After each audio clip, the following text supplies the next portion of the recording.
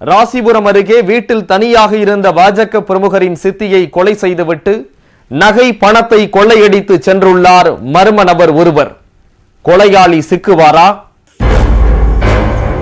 நாமக்கல் மாவட்டம் ராசிபுரம் அடுத்த பிலிப்பாக்குட்டை பகுதியைச் சேர்ந்தவர் 63 வயதான மூதாட்டி பாவாயி. 10 ஆண்டுகளுக்கு முன் கணவர் இறந்த நிலையில் தனது வீட்டில் தனியாக வசித்து வந்தார். இவரது மகன் மணி அபுதாபியில் வேலை பார்த்து வருகிறார்.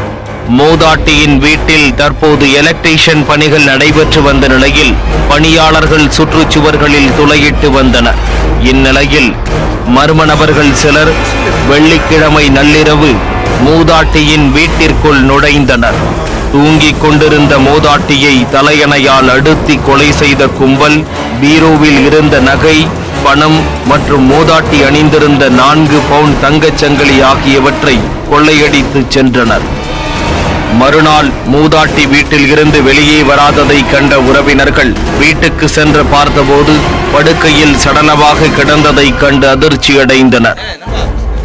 தகவல் அறிந்து வந்த ஆயல்பட்டி போலீசார் மோப்பனாய் மற்றும் தடயவியல் நிபுணர்கள் உதவியுடன் சோதனையில் ஈடுபட்டனர். வழக்கு பதிவு செய்த போலீசார் வீட்டில் எலக்ட்ரீஷியன் வேலை செய்து வந்த ஊழியர்களிடம் விசாரித்து வருகின்றனர். கொலையாளிகள் குறித்து இதுவரையில் துப்பு கிடைக்காத நிலையில் 5 தனிப்படை போலீசார் தீவிர தேடுதல் வேட்டையில் இறங்கி உள்ளனர்.